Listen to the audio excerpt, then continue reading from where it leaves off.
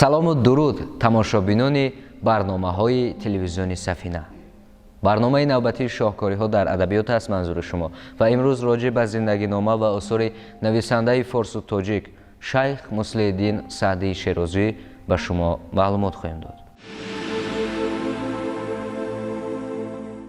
шайх Муслиддин Саъдии Шерозӣ соли 1184 дар Шероз ба дунё омадааст ва таҳсили ибтидоиро назди падар гирифт ва пас он барои идомаи таҳсил ба шаҳри Бағдод ба мадрасаи Низомия ташриф овард. Саъдӣ пас аз хатми мадрасаи мазкур барои таҷрибаандозӣ ва шиносоӣ бо аҳволи мардум ба саёҳат баромад. аввалу шаҳрҳои Арабистон ва бозгашт Туркия, пас ноҳияҳои гуногуни Эронро давр зад. ба Осиё Миёна омада то Қошғар рафт. аз он ҷо бо саёҳати шаҳрҳои Афғонистон сӯи Ҳиндустон роҳ гирифта чанде дар шаҳри Суматон ба тамошои бутон машғул гардид. қисмати саёҳатҳояш дар китобҳои ахлоқии ӯ Бӯстону Гулистон истифода шудаанд ва ҳам аз ишораву маълумоташ дар ин асарҳо мо аз сафарҳояш огоҳ мегардем. ӯ бисёр сафар намуд ва фақат дар пиронсолӣ дар ватан қарор гирифт. рӯзгори фақирона мегузаронд ва ҳар чизе аз хӯрока боқӣ дошт ба ҳезумкашону бечорагон медод. соли 1292 дар ҳамон манзили фақиронааш ки дар беруни шаҳри Шероз воқеъ буд аз олам даргузашт.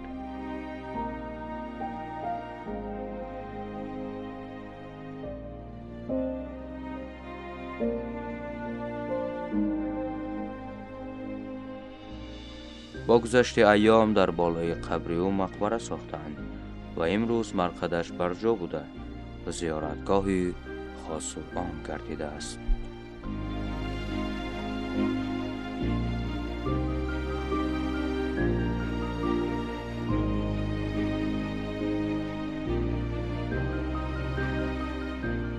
کلیات او از بخش‌های زیرین عبارت است. 5 رساله منصور آید به مسئله های گوناگون حیات معنوی زمان شاعر، بوستان، گلستان، طیبات، خواتیم، بدایع، قصاید فارسی، قصاید عربی، رساله عقل و عشق، ترجیعات، نصیحت الملوک، صاحبیه، مجلس حزل، مقطعات و رباعیات. کلیات سعدی بدتر صورت دیگر را گرفت که مرتبگرش علی ابن احمد ابن ابوبکر بیستون بود.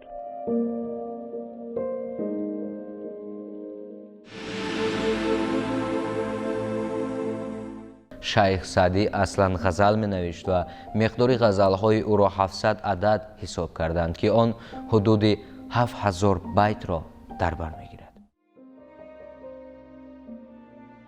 ғазалҳои Саъдӣ дар 4 девони ғазалиёти ӯ фароҳам оварда шуданд. ин девонҳо чунин ном доранд: таибот, бадоеъ, хавотим ва ғазалиёти қадим. калонтарин девони ғазалиёти Саъдӣ ки 400 ғазал беш аз 4000 байтро дар бар мегирад, таибот ном дорад. маънои калимаи таибот покиву тозагӣ аст. ин девони худро Саъдӣ соли 1263 тартиб додааст. аз ҷиҳати ҳаҷм дар байни девонҳои Саъдӣ бадоеъ тозапардозиҳо ҷои дуввумро мегирад. дар ин девон ки соли 1260 мураттаб гардидааст, қариб 200 ғазал гирдоварда шудааст. он тақрибан 2000 байт дорад. девони хавотим девони ғазалҳои давраи охир аст. он то соли 1260 тадвин шуда. инҷо хавотим шакли ҷамъи калимаи хотам яъне негин буда, он бо хотима алоқае надорад, яъне хотимаи эҷодиёти Саъдӣ нест.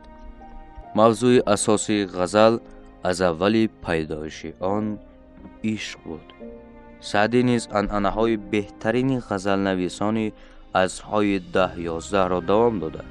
дар ғазалҳои худ қабл аз ҳама шӯру шавқи ҷавонӣ, сӯзу гудоз, нозу ниёз, васлу ҳиҷрон, лутфу қаҳр ва беқарорию шикебоӣ бар ин кайфиятҳои ботинии дилдодагон لذت بخشی عشق، جلوه های حسن، خوبی رفیق و زشتی رقیب و نشاط و خرمی های حیات را تجسم می نماید. همه این گفتار شاعر دلاگاه و دردآشنا را به دل و شعور مردم ستمکش نزدیک می گرداند و همه این سعدی شیرازی را چون ستایشگر عشق نشان می دهد و از همین جهت غزلهای او شهرت جهانی دارند. ای ساربان آهسته ران کآرام جانم می رود، وان دل که با خود داشتم با دل ستانم می رود. من ماندم مهجور از او، بیچاره و رنجور از او، گویی که نیش دور از او در استخوانم می رود. گفتم به نیرنگ و فسون پنهان کنم ریش درون، پنهان نمی ماند که خون بر آستانم می رود. محمل بدار ای ساروان، تندی مکن با کاروان، کز عشق آن سروی روان گویی روانم می رود. او می رود دامن کشان، من زهر تنهایی چشان، دیگر مپرس از من نشان کز دل نشانم می رود.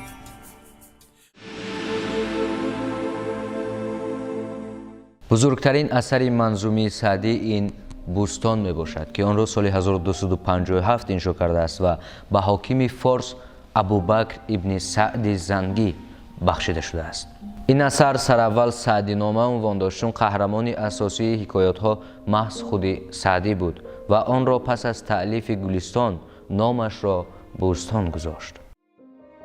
سعدی چون قلمکش دنیا آزموده، دانش در مدرسه ها آموخته، تجربه در سفرها اندوخته، آداب و رسم و عادتی پسندیده، حکمت گردآوریده و افکار و اندیشه های پیشنهاد میکرده شد در اثرهای خود از جمله در بوستان با عباره های رنگین و سخن های نمکین در لباس شعر شیوا جای کنانیده است.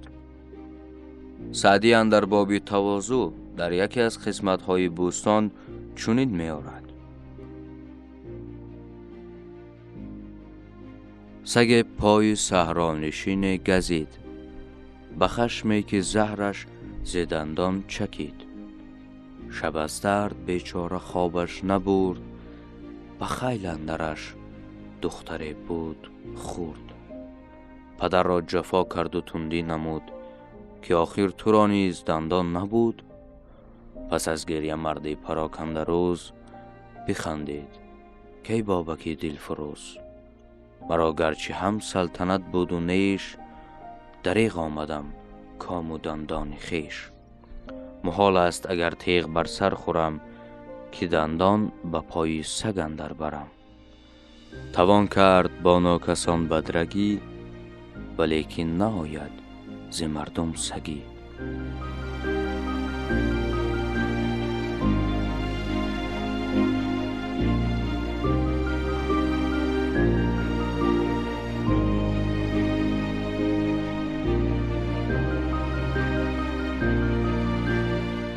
در بوستان سعدی مسئله های عدل و داد، نیکی و خوبی، احسان و جوانمردی، تواضع و خاکساری، قناعت و عافیت، تن درست، شفقت و مروت، حیا، نام نیک و امثال این را پیش گذاشته.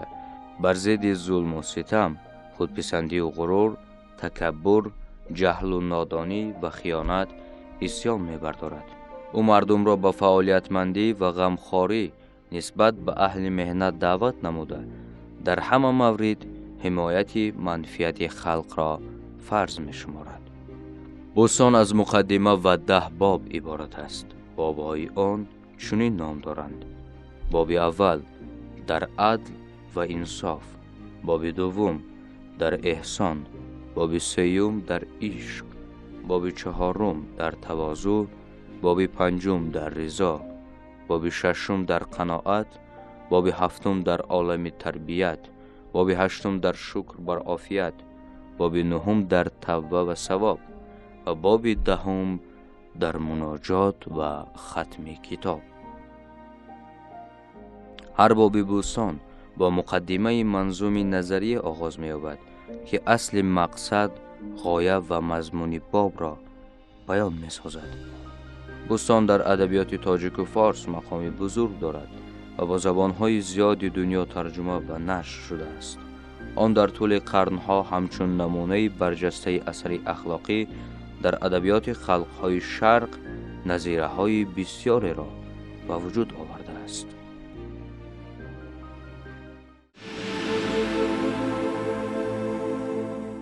اثری مشهور و عالمگیر دیگری سعدی چونه که گفتیم گلستان به حساب می رود و آن یکی از شاهکاری های نثر ادبیات کلاسیکی تاجیک به حساب می رود. گلستان اثری کاملا ادبی، تربیوی و اخلاقی است.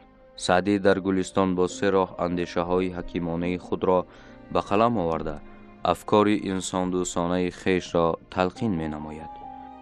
یکم، با راه تصویر و عملیات حرکتی مشخص قهرمان های حکایت هایش. دوم، سعدی مسئله های تربیه و اخلاق را در گلستان با واسطه نتیجه گیری از واقعه های عبرت بخش زندگی و خلاصه برآوری از رفتار و قهرمان های حکایت ها بیان می سازد. سوم، نویسنده فلسفه زندگی را در شکل حکمت های برجسته به میان می گذارد.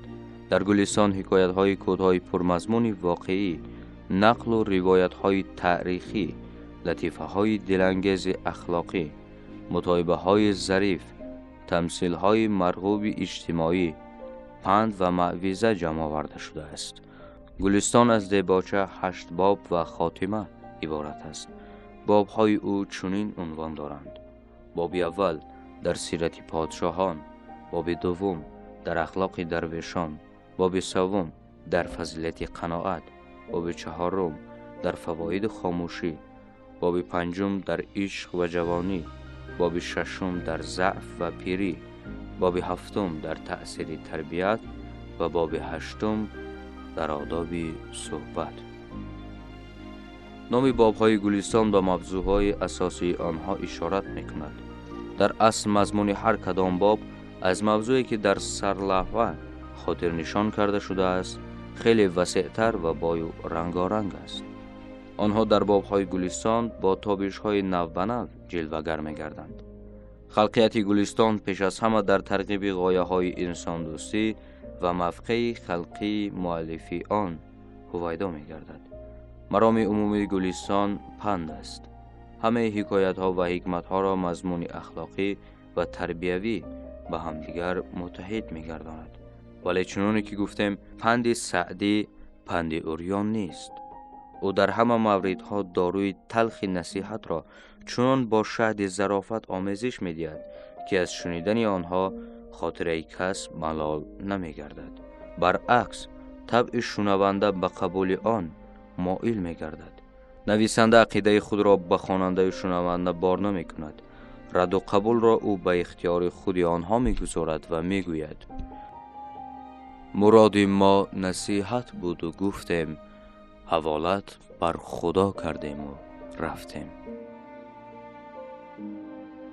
او در یکی از قسمت‌های این اثر چنین می‌گوید: رحم آوردن بر بدان ستم است بر نیکان و عفو کردن بر ظالمان جور است بر مظلومان. از این حکمت معلوم می شود که سعدی هرچند لطف و ترحم را بهترین خصلت‌های انسانی شمارد، فقط مظلوم و محنتکش را به آن مستحق می شمارد. جفاکاران و ظالمان و بدکرداران را سزاوار عفو و مرحمت نمی داند و می گوید: ترحم بر پلنگ تیز دندان، جفاکاری بود بر گوسفندان. دوم او قطعا طلب می کند: با بدان بد باش و با نیکان نکو، جای گل گل باش و جای خار خار.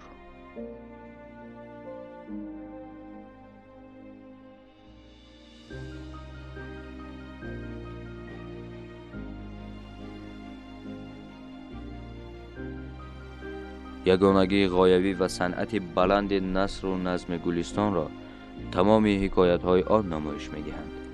مثلا حکایاتی را می‌آورد در آن نظم و نثر چنان به هم آمیزش یافتند که آنها را نمی‌توان از یکدیگر جدا کرد.